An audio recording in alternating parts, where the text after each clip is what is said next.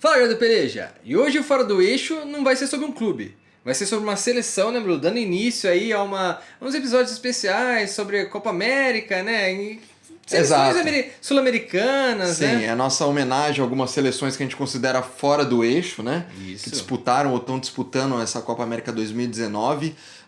Já deixa o like aí, se inscreve se você não é inscrito. Essas camisas que estão aqui no nosso cenário, ó, são compostas por produtos da Trox. Muita gente manda pra mim, até no meu Instagram pessoal, no seu também, né? Ou no nosso do Peleja. Camiseta, Murilo? Pô, onde que eu compro essa camiseta? Onde que eu encontro isso daí? Na Trox tem camisas originais de época, então é tudo oficial, da época que foi lançado mesmo. Eles têm a loja em São Paulo, mas Boa. também tem o site, né? Se você não mora em São Paulo, você pode entrar no site e encomendar a sua, né? É isso, vamos pra vinheta e vamos pro episódio sobre a seleção peruana.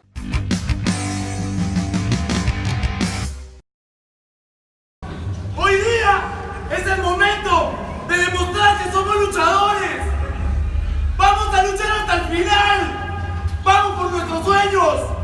Mamita linda que estás en el cielo. Esto va por ti. Vamos, Perú.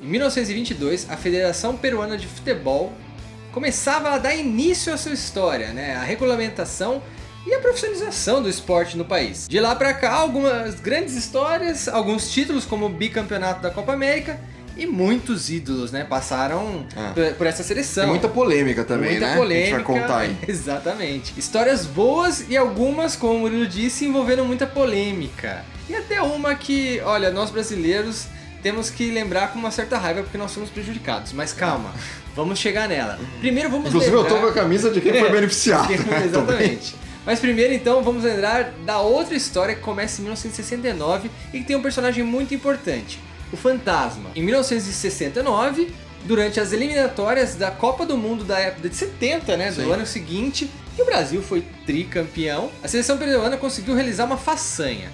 No seu último jogo, o último jogo da eliminatória, a Argentina precisava vencer de qualquer jeito a seleção peruana pra chegar Na à Copa Copa de do 70. Mundo. Exatamente. Porém, a seleção peruana foi lá e garantiu um empate por 2-2, Sim. o que ocasionou na eliminação ou na não classificação da Argentina. Cara, foi a única Copa do Mundo que a Argentina não foi disputar porque não se classificou. Graças à seleção peruana. Graças à seleção peruana. E desde aquele ano, né, desde essa situação... Rola a zoeira, né? Rola uma zoeira. E lá surgiu, né, nasceu o personagem Fantasma.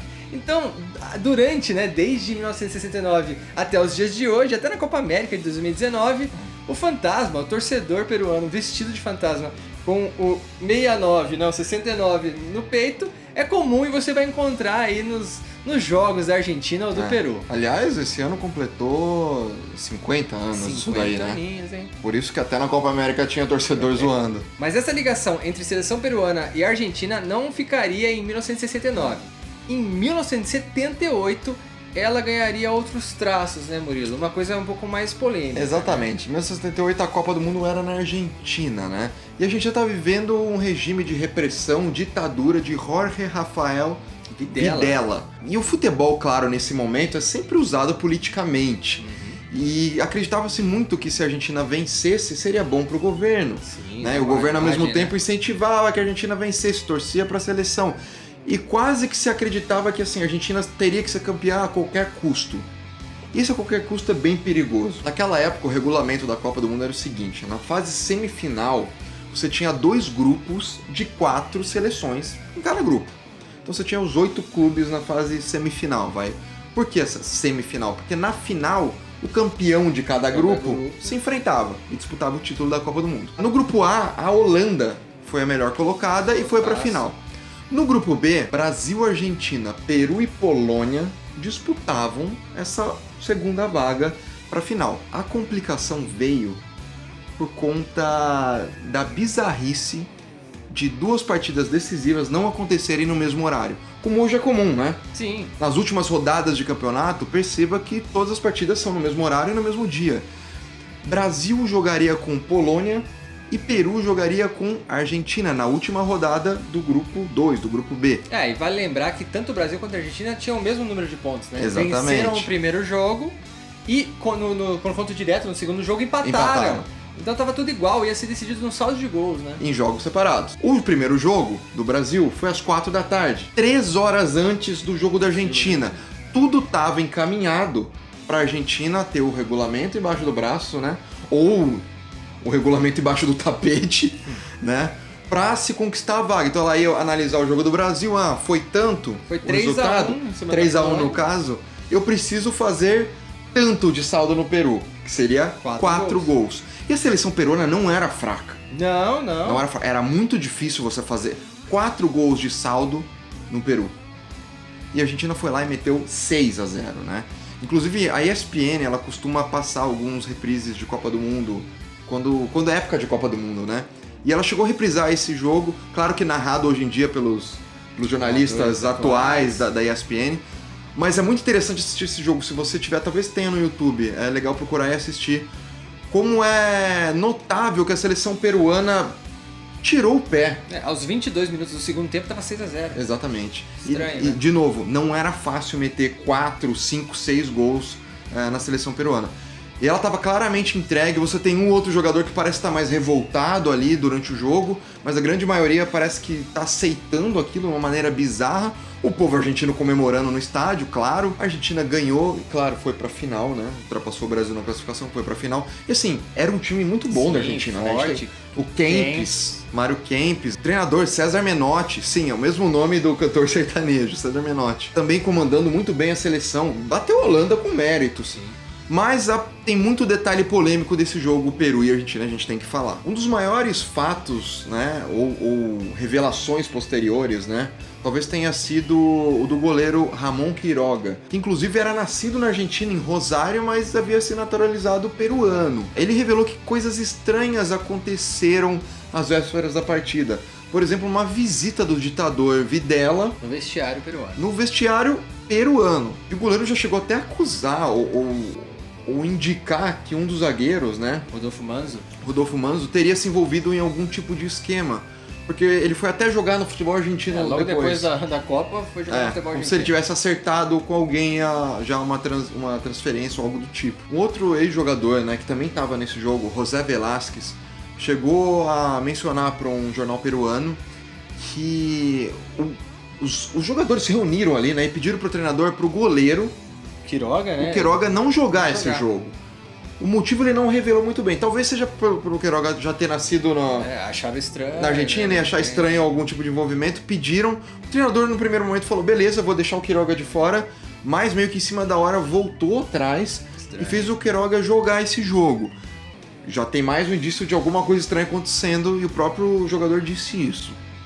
Inclusive essa parte parece meio Radar Peleja, né? Exato. Né? Em 2018 já. Pode, inclusive. O que você acha? Isso dá um Radar Peleja com mais detalhes? A gente pode até fazer isso. E aquela visita do Videla que eu disse antes que parece ter sido bizarra, foi mesmo. Porque você pensa, uma Copa do Mundo, que o presidente do país, ditador, né? Tá indo no vestiário do adversário, enrolou inclusive uma carta que o presidente do Morales Bermudes, que o presidente Videla levou, apresentou ali os jogadores, mostrando que o Peru sempre apoiou a Argentina, sempre fomos amigos. Palavras e frases meio estranhas. Isso, segundo alguns jogadores, deixou o elenco meio pressionado, né? Pô, você tem um ditador numa situação de regime ali no país, uma pressão pra Argentina ganhar, o cara vai no seu vestiário, mostra um apoio do presidente peruano. Estranho. Né? Tem um cenário montado aí. Embora nunca algo tivesse sido efetivamente provado, né? Sempre se fala sobre esses 6 gols como uma vergonha pro futebol peruano. E até pro futebol argentino, né? E parece ter prejudicado um pouco, né, também o futebol peruano, porque eles participaram de 4 anos depois da Copa seguinte, mas depois... Parou, né? Parou por aí. Voltou só em 2018, né? Com a seleção... Peruana? Não, do Guerreiro. Do Guerreiro? Do Guerreiro, por isso que você tá vestindo essa camisa, imagino eu. Verdade. Depois de 36 anos, a seleção peruana voltou a sentir, né, a emoção da Copa, lá na Rússia. Só que ela acabou pegando um grupo difícil, né? Com a França, que foi campeã, né, daquela edição. e acabou ficando pelo meio caminho, não saiu da fase de grupos. Mas se esperava mais, né, do Peru Sim, principalmente com a geração que eles têm hoje, né? Na parte da defesa não tem grandes nomes, não tem nomes de peso. Do meio pra frente tem referências que o mundo inteiro conhece. É verdade. Um deles é o Christian Cueva, que é muito conhecido aqui no Brasil, pelos torcedores do Santos, do São Paulo. O Jefferson Farfán, camisa 10 da seleção peruana. E a minha homenagem aqui, o Paulo Guerreiro, né? Tido talvez como o melhor jogador da história do Peru. E ele tava pra não jogar a Copa, né? Ele foi suspenso, né? Sim, por causa do exame antidoping e tal. E aí conseguiu em cima da hora. No dia 30 ou 31 de maio ele conseguiu a liberação, foi voando lá pra Rússia e conseguiu até ajudar a seleção peruana a ganhar da Austrália no último jogo por uns 2-0, que não simbólico, né? Não deu a classificação, mas com certeza deu muito orgulho e fez a torcida vibrar muito. E você disse que não tem ninguém conhecido ou muito na relevante na parte de defesa. O torcedor da Ponte Preta lembra do Luiz Advíncula, lateral direito, jogou na Ponte anos atrás e é titular da seleção peruana. Tem alguns caras aí sim perdido, Pacheco. Não são tão bons, mas estão aí. E nomes então como o Advíncula e tantos outros fizeram a torcida peruana se encher de orgulho e vibrar muito, tanto nos estádios quanto depois nas na recepção ruas, nas ruas, exatamente. Até quando classificou pra Copa Peru, né? Antes da Copa, né? Foi muito bem recebido. Exato. La selección que después de 36 años nos va a devolver a las Copas del Mundo.